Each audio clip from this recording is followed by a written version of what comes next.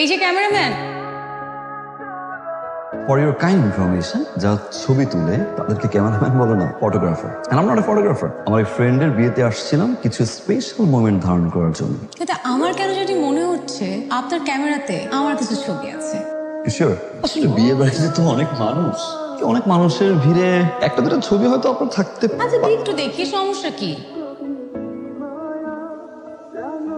কারো পারমিশন ছাড়া ছবি তোলা প্রাইভেসি ভায়োলেন্স। ওকে, ডিলিট করে দেন।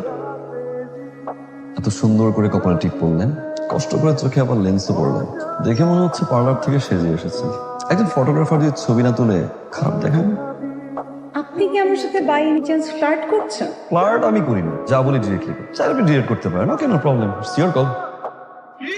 ডিলিট আপনি করবেন, অবশ্যই করবেন, কিন্তু তার আগে আমাকে ছবিগুলো পাঠিয়ে দিবেন। হোয়াটসঅ্যাপে পাঠিয়ে দিন। হোয়াটসঅ্যাপে দিতে হবে কেন? আমি আপনাকে ইমেল আইডি দিয়েছি, ইমেল আইডি পাঠিয়ে দেবেন। সৌরভ।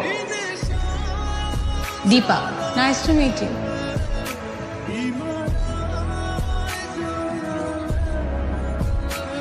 তুমি হেল্প করবেন। কি হেল্প মিস্টার ক্যামেরাম্যান?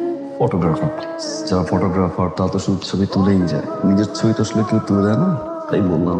পারবেন না? আবার আমার আপনার ছবি তুলে দিতে হবে? বাবা, আরেকবার বাবা বলুন তো, ডেফিনেটলি বিয়ে করে যাবে কোনো ছেলে, যে কোনো ছেলে, আই প্রমিস।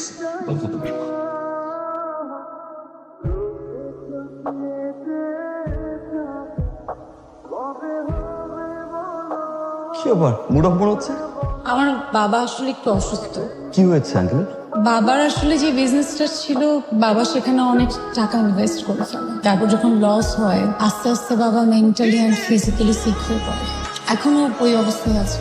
সুস্থ হয়ে যাবে বাবা, আই প্রমিস। দোয়া করে দেবেন। সৌরভ নামটা অনেক সুন্দর। সৌরভ নামের অর্থ হচ্ছে ঘ্রাণ, সুন্দর ঘ্রাণ। দীপা নামটাও কিন্তু খারাপ না। দীপা নামের অর্থ হচ্ছে বন্ধুত্ব করা।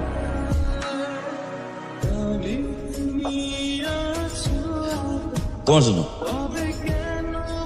আমার জন্য? হ্যাঁ। কি ফুল এটা? কি ফুল? এটা কৃষ্ণচূড়া। কৃষ্ণচূড়া? তো কৃষ্ণচূড়া ফুল দিয়ে আমি কি করব? কৃষ্ণচূড়া ফুল দিয়ে কি করে? আচ্ছা, কি করে?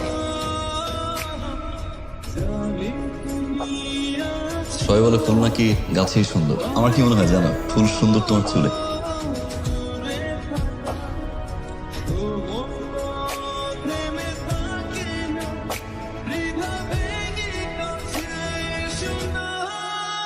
অনেক সুন্দর লাগছে। একটা মেয়ের সাজলে এত সুন্দর লাগে, জীবনে মনে হয় প্রথম দেখলাম। সাজার কারণ কি? মেয়েরা মাঝে মধ্যে অকারণেই সাজে, তাদের মায়াবতী হতে ভালো লাগে, তাই। তুমি কি মায়া হবে? শুধু আমার মায়া।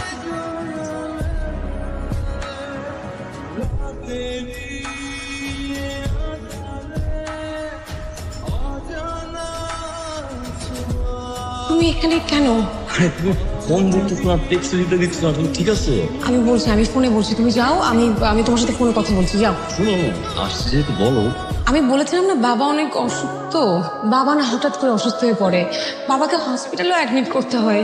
আমি আসলে 2 দিন হসপিটালেই ছিলাম। আচ্ছা, তোমার সাথে এখানে কেউ যদি দেখে তাহলে আমার অনেক ঝামেলা হয়ে যাবে। তুমি প্লিজ যাও, আমি তোমার সাথে ফোনে কথা বলবো। তুমি যাও প্লিজ। কালকে নিকল আসো প্লিজ। আমি চেষ্টা করবো।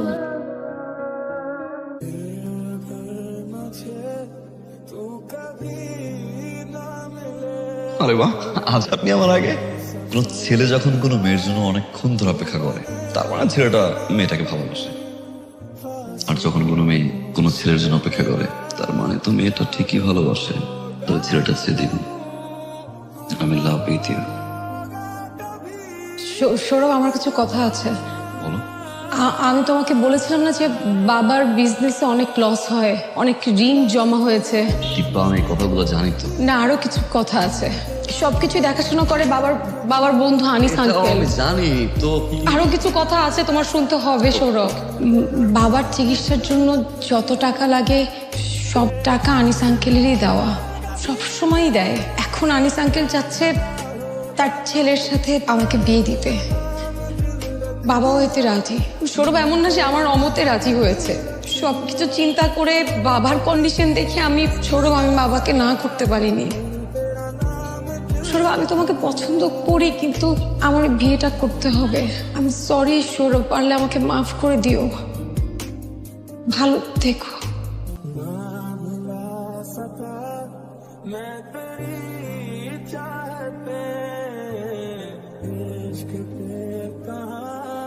बस किसी का चले हो भी जाए मेरी सांसें